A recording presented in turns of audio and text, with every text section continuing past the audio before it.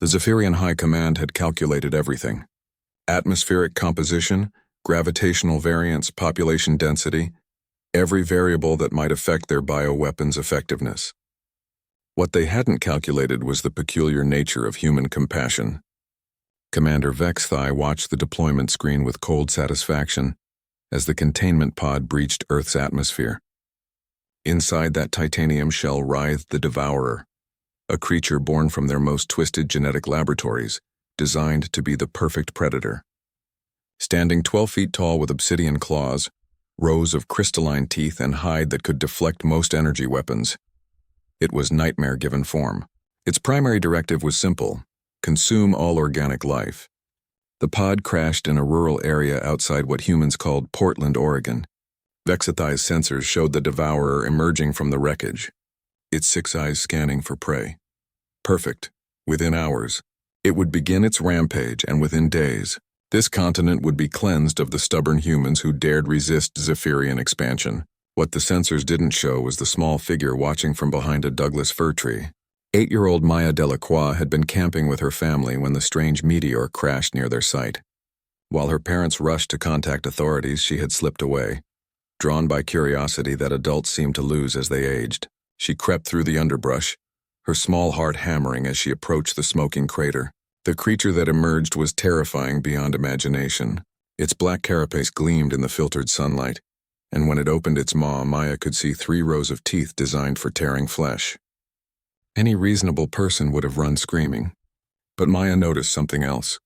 The way the creature moved, jerky, uncertain, how it flinched at sudden sounds. The thin, almost invisible cuts along its limbs where restraints had been removed. And most telling of all, the way it whimpered when it thought no one was listening. Maya had volunteered at the animal shelter enough to recognize trauma when she saw it. The Devourer's programming screamed at it to kill, to feed, to fulfill its purpose. But something was wrong. This small human showed no fear, made no aggressive moves. Instead, she sat down at what the creature's instincts told it was a safe distance and began to speak in soft, melodic tones. "Hey there, big guy," Maya whispered. "You look scared. Are you hurt?" The creature's 6 eyes fixed on her. Its programming identified her as prey, small, defenseless, perfect for consumption.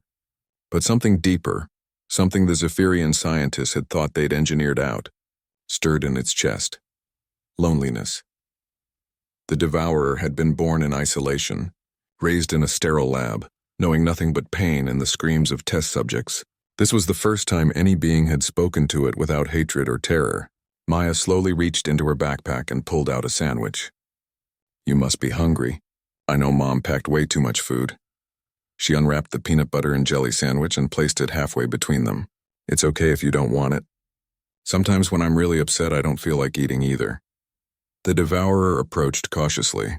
Its enhanced senses could detect no deception, no trap, just a small human offering food and comfort. The concept was alien to it, yet somehow familiar, as if echoing from some genetic memory the Zephyrians had tried to suppress. Back on the command ship, Vexthai stared at his screens in confusion. The bioweapon had made contact with a human but hadn't attacked. Instead, it appeared to be sitting. "Run full diagnostics," he ordered his technicians. The creature may be malfunctioning, but the Devourer wasn't malfunctioning. For the first time in its short, brutal existence, it was experiencing kindness. When Maya began talking about her day, her family, her pet goldfish named Captain Bubbles, something unprecedented happened in the creature's artificially enhanced brain. It began to listen, not as a predator evaluating prey, but as a lonely being craving connection. Hours passed. Maya's parents found them as the sun began to set. Their daughter sitting cross-legged beside a creature that should have been the stuff of nightmares, reading aloud from a book about a rabbit who wanted to become real. The Devourer lay curled in a protective circle around the child, its massive form somehow managing to look peaceful. "The Velveteen Rabbit becomes real because someone loves him," Maya explained to her new friend. "That's how it works, you know. Love makes things real." The creature's 6 eyes blinked slowly, processing this concept. Love. Another word for which its creators had provided no programming. When the military arrived, Maya refused to move. "He's not a monster," she insisted, small hand stroking the Devourer's obsidian hide. "He's just scared and alone. Everyone deserves a friend." The standoff lasted 3 days. The Devourer could have escaped at any time. Its creators had ensured it was faster and stronger than anything on Earth.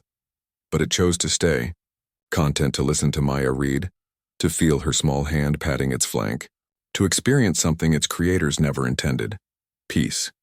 On the command ship, Vexthai watched his perfect weapon reduced to what appeared to be an oversized pet. "This is impossible," he snarled. The creature was designed to be incapable of bonding. His chief scientist, Dr. Krelnox, studied the data with growing fascination. "Sir, perhaps that's exactly why this is happening.